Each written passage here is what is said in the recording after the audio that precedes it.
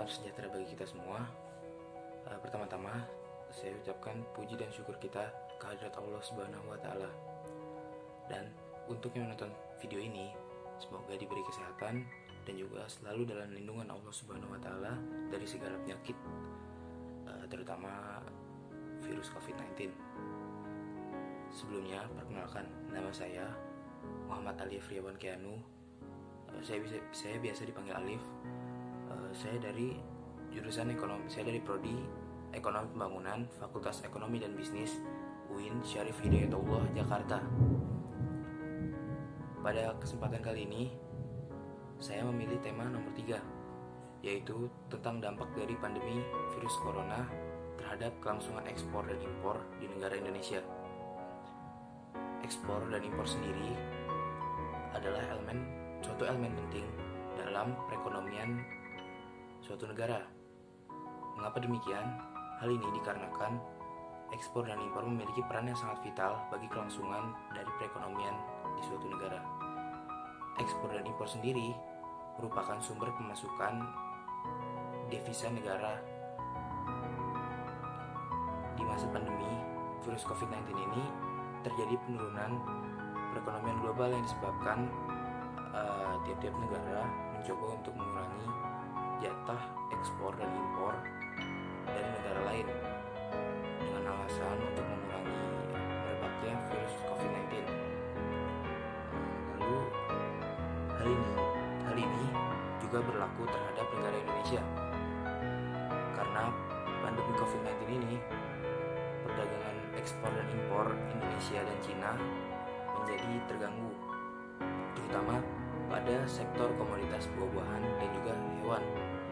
Menurut Ketua Umum Asosiasi Eksportir Sayur dan Buah Indonesia atau biasa disingkat ASB, Hasan Joni Wijaya, menurutnya sejak ada kabar tentang virus COVID-19 2 bulan ini, para pembeli di Cina langsung menghentikan pembelian. Menurutnya para eksportir buah yang paling menangis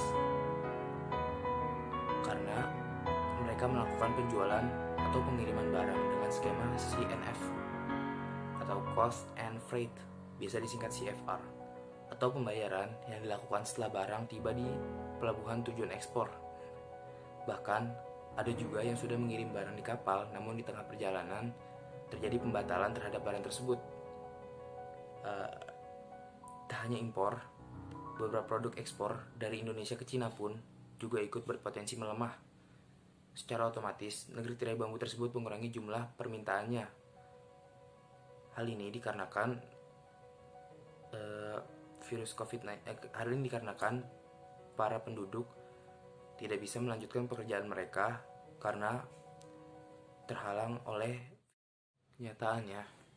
Tidak semua produk impor mengalami penghentian. Impor elektronik sampai sekarang masih berjalan, kecuali hewan hidup dan buah-buahan. Larangan impor ini diambil untuk mengantisipasi penyebaran virus corona dari hewan. Pasalnya, penyebaran virus yang menewaskan ribuan orang ini di Cina diduga tak hanya melalui kontak antar manusia saja, tetapi hal ini juga dapat ditularkan melalui hewan hidup dan juga makanan yang kita konsumsi. Pemerintah saat ini harus benar-benar memperhatikan dampak dari virus corona terhadap perkembangan perekonomian Indonesia, karena setiap harinya keadaan rupiah makin melemah terhadap dolar Amerika. Bukan hanya itu saja, pemerintah juga harus memperhatikan kerjasama perdagangan antara Cina dan Indonesia, karena Cina merupakan mitra dagang dari Indonesia. Virus corona semakin menyebar memberikan dampak perlahan tapi pasti, terutama pada perekonomian. Menurut staf ahli Kementerian Koordinator di bidang perekonomian, Edi Priyo Pambudi, pertumbuhan perekonomian di Indonesia sangat dipengaruhi oleh sektor konsumsi yang setidaknya menyumbang sebesar 56% dari perekonomian Indonesia. Sebenarnya, sektor konsumsi ini tidak hanya dipengaruhi oleh makanan dan minuman saja, tapi ada juga pakaian, transportasi, komunikasi, dan yang lainnya. Tetapi kegiatan ekspor pada bulan Mei 2020 tercatat mengalami penurunan hingga kisaran 13,40% month to month dan 28,95 year on year. Sementara itu, impor turun lebih dalam dengan kisaran 32,65% month to month dan 42,20% di year on year. Peneliti Institute for Development of Economics and Finance atau biasa disingkat INDEF, yaitu Abdul Manap, mengatakan hal ini semakin menunjukkan bahwa tren ekspor dan impor di Indonesia mulai melambat, dan juga ada lagi deretan komoditas ekspor terbesar seperti crude palm oil atau CPO dan batu bara kompak mengalami penurunan.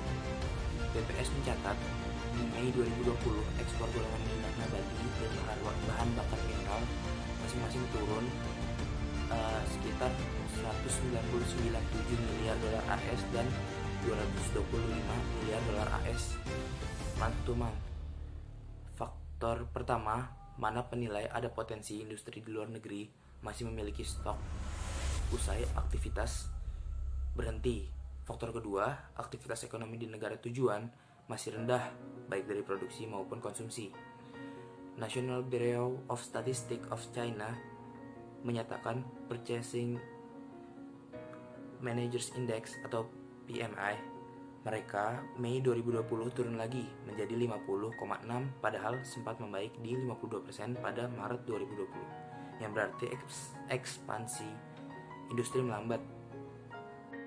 Indikator harga produsen dan konsumen di Cina juga ikut terus turun, yang menjadi sinyal adanya peningkatan jumlah barang, tetapi banyak terserap sehingga menjadi deflasi. Efek tersebut pun terasa sampai di Indonesia. Menurut BPS, Cina menguasai 17,04% pangsa ekspor dan 28,13% impor non-migas. Kalau turun, kegiatan konsumen itu masih tidak bergerak. Sekalipun PMI meningkat, ucap Manap melalui sebuah artikel. Dari sisi impor pun keadaannya juga tidak baik-baik amat. Manap terus menilai turunnya impor menandakan aktivitas industri dalam negeri juga sedang rendah-rendahnya. Oleh karena itu, mari kita berharap bahwa virus COVID-19 ini segera bisa kita lewati dan juga kita dapat beraktivitas normal dan juga perekonomian di Indonesia kembali seperti semula. Kurang lebihnya mohon maaf. Terima kasih atas perhatiannya. Wassalamualaikum warahmatullahi wabarakatuh.